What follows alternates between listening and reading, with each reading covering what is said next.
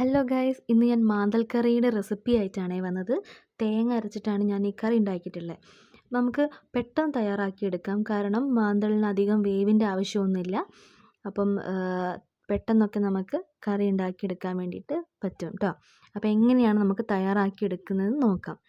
ഞാൻ ആദ്യം അരപ്പ് തയ്യാറാക്കുകയാണ്. അരമുറി തേങ്ങ എടുത്തിട്ടുണ്ട്. അതിലേക്ക് ഒരു ചെറിയ കഷ്ണം ഇഞ്ചിയും 2 ചുവന്നുള്ളിയും എടുത്തിട്ടുണ്ട്. അത് നന്നായിട്ട് ഒരു പേസ്റ്റ് രൂപത്തിൽ അരച്ചെടുത്ത് മാറ്റി വെക്കാം കേട്ടോ. അരപ്പ് അവിടെ വെച്ചിട്ടുണ്ട്. ഇനി അടുത്ത് ഞാൻ ചട്ടിയിലാണ് കറി ഉണ്ടാക്കുന്നത്. അപ്പം നന്നായിട്ട് കഴുകി വൃത്തിയാക്കിയ മാന്തൾ നമ്മൾ ചട്ടിയിലേക്ക് ഇട്ട് കൊടുക്കുകയാണ്. എന്നിട്ട് അത്യാവശ്യം വലിപ്പമുള്ളൊരു തക്കാളി ഞാനിതുപോലെ ചെറുതായിട്ട് കട്ട് ചെയ്തിട്ട് കൊടുക്കുന്നുണ്ട്. ഇനി അതിലേക്ക് ഞാൻ നല്ല എരിവുള്ള 2 പച്ചമുളകാണ് എടുക്കുന്നത്. അപ്പോൾ നിങ്ങളുടെ എരിവിനനുസരിച്ച് നിങ്ങൾക്ക് പച്ചമുളക് സാദാ മുളക് വേണമെങ്കിൽ എടുക്കാം കേട്ടോ. ഇനി നമുക്ക് ഒരു ചെറുനാരങ്ങ വലിപ്പത്തിലുള്ള ഒരു പുളി വെള്ളത്തിലിട്ട് നന്നായിട്ട് പിഴിഞ്ഞ് അതിൻ്റെ വെള്ളം കൂടി ഒഴിച്ചു കൊടുക്കുന്നുണ്ട്. ഇനി ഇതിലേക്ക് വേണ്ട പൊടികൾ എന്തൊക്കെയാണെന്ന് നോക്കാം. അല്പം മഞ്ഞൾപ്പൊടി ഇട്ടിട്ടുണ്ട്. അതുപോലെ തന്നെ മുളക് പൊടിയും കൂടി ഇട്ട് കൊടുക്കുകയാണ്.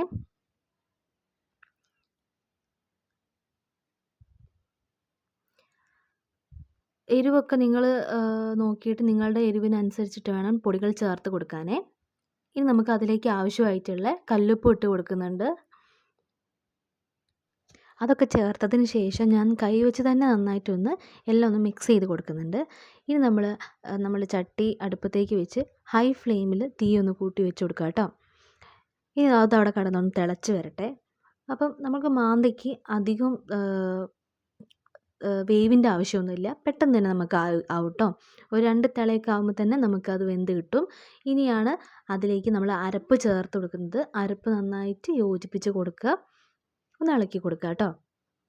അത് നന്നായി തിളച്ച് വരുമ്പം നമ്മൾ കറിവേപ്പില ഒരു 2 തണ്ട് കറിവേപ്പില ഞാൻ എടുത്തിട്ടുണ്ട്. അതും കൂടി ഇട്ട് നന്നായിട്ട് ഇളക്കി കൊടുക്കുക. ഇത്രയേ ഉള്ളൂ നമ്മളുടെ കറി. അപ്പം കറിക്ക് കുറച്ചുകൂടി ടേസ്റ്റ് കൂടാൻ വേണ്ടിയിട്ട് നമ്മളൊന്ന് കടുക് ഒന്ന് പൊട്ടിച്ച് കൊടുക്കുന്നുണ്ട്. കുറച്ച് വെളിച്ചെണ്ണ ചൂടാക്കിയതിന് ശേഷം അതിലേക്ക് ഞാനൊരു കുറച്ച് കടുക് ഇട്ട് കൊടുത്ത് അതൊന്ന് പൊട്ടി വരുമ്പം നമ്മളത് കറിയിലേക്ക് ഒഴിച്ചു കൊടുക്കുക കേട്ടോ. വറ്റൽമുളക് ഉണ്ടെങ്കിൽ വറ്റൽമുളക് കൂടി ചേർത്തിട്ടുണ്ടെങ്കിൽ ടേസ്റ്റ് ഉണ്ടാവും. ഇപ്പം എൻ്റെ കയ്യിൽ ഇല്ലാത്തതുകൊണ്ട് ഞാൻ ചേർത്തിട്ടില്ല കേട്ടോ. അപ്പം അതും കൂടി ഒന്ന് യോജിപ്പിച്ച് കൊടുത്തതിന് ശേഷം അടച്ച് വെക്കാം. ഇനി ആ താളിച്ചതിൻ്റെ ടേസ്റ്റൊക്കെ ഒന്ന് പിടിക്കാൻ ഇനി നമ്മളൊന്ന് അടച്ച് കുറച്ച് നേരം മാറ്റി വെക്കാം കേട്ടോ. അപ്പോൾ ഇത്രയേ ഉള്ളൂ നമ്മളുടെ കറി. അപ്പം എല്ലാവരും ഒന്ന് ഉണ്ടാക്കി നോക്കുക. ആർക്കെങ്കിലും അറിയാത്തതുണ്ടെങ്കിൽ ഒന്ന് ട്രൈ ചെയ്ത് നോക്കുക കേട്ടോ. അപ്പം എൻ്റെ ചാനൽ ആദ്യമായിട്ടാണ് കാണുന്നതെങ്കിൽ ഒന്ന് സബ്സ്ക്രൈബ് ചെയ്ത് സപ്പോർട്ട് ചെയ്യാൻ ആരും മറക്കരുത്. അതുപോലെ തന്നെ ലൈക്ക് ചെയ്യാനും ഷെയർ ചെയ്യാനും കമൻറ്റ് ചെയ്യാനും ഒന്നും മറക്കരുത് കേട്ടോ. അപ്പം അടുത്തൊരു വീഡിയോയുമായിട്ട് ഞാൻ വേഗം തന്നെ എത്തുന്നതായിരിക്കും. Thanks for watching.